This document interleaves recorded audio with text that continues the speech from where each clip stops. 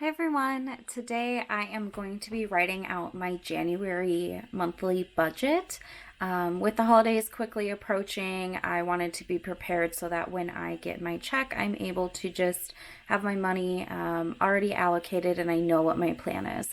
I do typically budget on a spreadsheet, but I feel like there's something really tangible and real about writing it out, and it's a little bit easier to share with you guys. And I'm looking to kind of share my journey a little bit more on YouTube and kind of these budgeting things. These are some of my favorite videos to watch. So I picked up this notebook. This was from TJ Maxx. It was so hard to find, you guys, because the notebook section is full of planners and I did not want a planner. I just want a notebook. So this is the best I could find. I think it's kind of cute. It's kind of like a pearlized finish and it says make your mark, but anyway, I have kind of written out my template, but I have yet to fill out my numbers. So that's what I thought we could do together. Like I said, I already wrote out all of the categories and kind of how I like to do this. I just need to fill in the numbers. So I thought we could talk through it. At the top here, I just have January 2020 and then my check. So I'm actually getting paid on 12/31. I am paid once a month for my salary job and I get paid on the last business day of the month. So sometimes that is actually the last day of the month. Sometimes it's a few days before. In this case, it is truly the last day of the month. So I get paid once a month, so this check needs to cover all of my bills. I do get other kind of little checks come in here in there, but we will adjust those as they come because they don't actually go towards any of my bills. Those go to like paying off debt or savings and other things. So that's kind of what's going on here. But I'm going to start up here with the mortgage and bills section. So my mortgage right now is $969.67. This is my mortgage, the interest, escrow, and then I also pay one extra principal only payment a year, but I divide that by 12. So I actually am paying an extra $62.69 for each one, so that at the end of the year I have one extra principal payment in, and that is all rolled up and automated through my credit union. So that just is what pulls out. I don't have to do anything extra. The next thing is my HOA. I live in a townhouse, so I pay association dues. They just went up about $20. So this is what it will be for all of 2020 to 24.51. If you notice, I don't have internet listed here. That is included here. Same with snow removal, the lawn service, pest control, all sorts of stuff that is provided, plus just going into the fund for like our siding and roofing, because I don't actually have responsibility. The association does for that. So that is what I pay monthly to them. The next one is my insurance. This just went up a little bit, but I turned 25 in a few days. So when my insurance for my car renews over the summer, I am kind of expecting this to go down a little bit because that's the threshold, or at least stay the same and not continue to go up. But we will see. That's a few months out, and this is what it currently is. This is my car insurance. My equivalent of homeowner's insurance is a little bit different because I own my townhouse and I'm only responsible for studs in, but it's my HO6 policy. And then I also have an umbrella policy just for added protection, an extra $1 million of insurance. That's like $10 a month. So that's all of those together. My phone, I am part of a family plan. I typically pay $61.24. Talking out loud. But I was in Paris for Thanksgiving and it was $10 a day to use my phone there. So I added $50 because I was in France for 5 days and elected to do that for 5 days. So I am paying that back. I just transfer this over to the family member that actually pays the bill. Netflix and Spotify, I roll up in one. This hits my Discover card, but I pay it off every month. That is $24.71 total for the two of them. And then my grocery, gas, and spending, I do weekly allowance for myself. It has worked the best for me. I pay myself every Friday morning. So it sits in one of my checking account and then it moves into the account that's actually linked to my debit card every Friday morning. So what I do is I have a per week dollar amount. So my groceries are $45 a week, my gas is $20 a week, and my spending is $65 a week. Now, I count by Fridays, so January has 5 Fridays, so all of these are going to be times 5. Usually it's times 4, but there are a few months in the year that have 5 instead of 4. So this turns out to be $225. This is $100, and this is $325. My spending category is eating out, clothes, home, just anything that's not grocery or gas. So that's kind of what rolls up in there. So I'm just going to put a total. This equates to $2,194.05, which gives me a remaining amount of $1,128.84.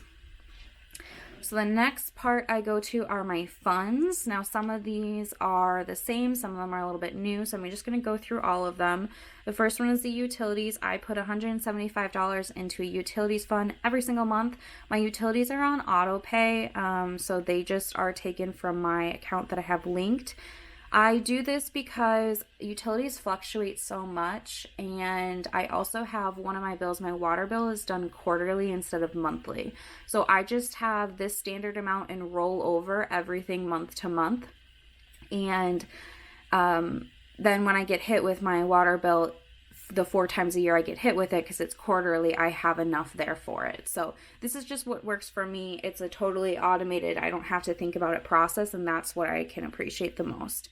The next one is annual. This is a sinking fund for things that I pay once a year. So things included in this are my car registration, like the tabs I need to buy for my license plates, the warranty on my home that I continue to do, the credit card payments, credit card fees that I have on a couple of my credit cards. Also, the workout app that I use, it's cheaper for me to do it annually, so I do that. And other things that I just pay like once a year roll up in here. So I put $100 a month in there to pay for those things throughout the year. The next one is Miko. That is my cat. He gets $40 a month.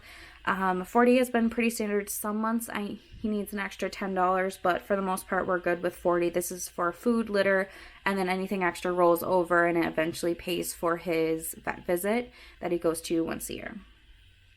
Then I have incidental. This is like a cushion fund / life comes up fund. So things that I've used this before in the past is I had to renew my driver's license, and this paid for it. I had to get a oil change. This paid for it. So it's just kind of like a random cushion fund that can be used for anything, but typically I try not to touch it unless if I have something that is inevitable come up. So that's my incidental fund.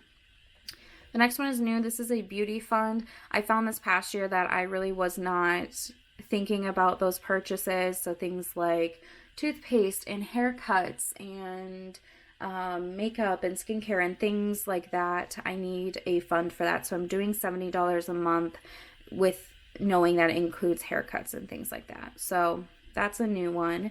Vacation I have had, the number fluctuates. I'm putting $100 in.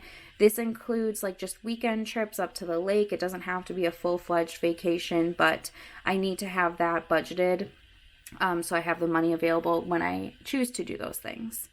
Gifts, I am doing $18. Typically I'll do $20, but I am just trying to zero out, and I just need to put $18 in to zero out for the end of the year.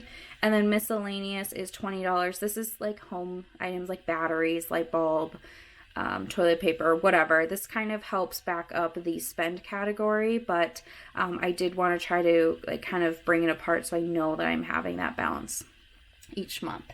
So this totals $573, which leaves me with $555.84 remaining. So then the next thing I go down to is the investing category. I have an Acorns account. I will have it linked down below if you wanted to read up more about it. It's a referral link too. But I choose to invest in there. I've been doing it for a year and I've had great experience. I put $5 a month in there. Just standard, when I get my check, $5 automatically goes in. There's a $1 service fee per month, so I budget for that. And then I also have it linked to my debit card to round up all my purchases and then invest it. So how that works is once you hit $5 and invest it in, but if you're over that $5, like you go over by like $5.25, that $5.25 will go in. So I budget for an extra $6 a month to go into the account. So six, and this makes six, that is $12 that I am budgeting. So we'll put 12 there. Betterment, I put $10 a month, similar to this $5 a month. That will always go. And that is kind of inevitable. It's a good thing just to have a small amount auto draft. You'll be crazy how much that can add up to. But I'm also doing a challenge this year. So I am doing this letters saving challenge. So what I did is I took the alphabet and numbered them, right? And what I'm doing is for each month of the year, I took the 3-letter shorthand. So January is JAN, which would be 10 plus 1 plus 14. And that equals $25, and I'm going to be investing that on top of my regular $10. So this month I have $10 plus 25 for those letters for January, and this will equal 35. And then the last thing I have is GroundFloor. This is another investment company that I work with. You get to invest in home loans for home renovations. So I am going to put $3 a month towards that. You can only invest once you hit $10, but I don't want to do it every single month. I want to kind of build this balance and every few months invest. So that's kind of the game plan there. So all of this together adds up to $50, and I'm left with $505.84. So this is what I have left after this month that I get to decide what I'm going to do with. To be completely candid with you guys, I do have a little bit of credit card debt that snuck back up on me, so I'm going to be using this to pay off 2 credit cards. The first one is my Discover card. If I pay, let's see here, $288.36, it will be paid off. So I'm going to knock this one out. And then my American Express, I'm going to put the remaining of this on it. So I have $217.48 going there. I will be updating kind of how this process goes, but I had some things come up. I had to take a last minute actually 2 trips that were kind of family emergencies where I had to fly across the country, and a few other things came up. So I did swipe my cards because I didn't have enough in my emergency fund to cover that, and I am just paying it back now. So this is my January budget.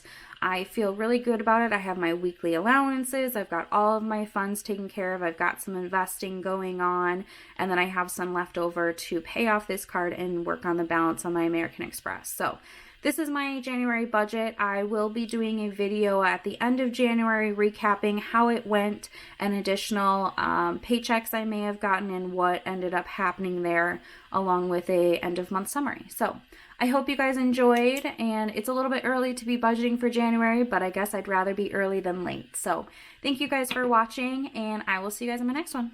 Bye.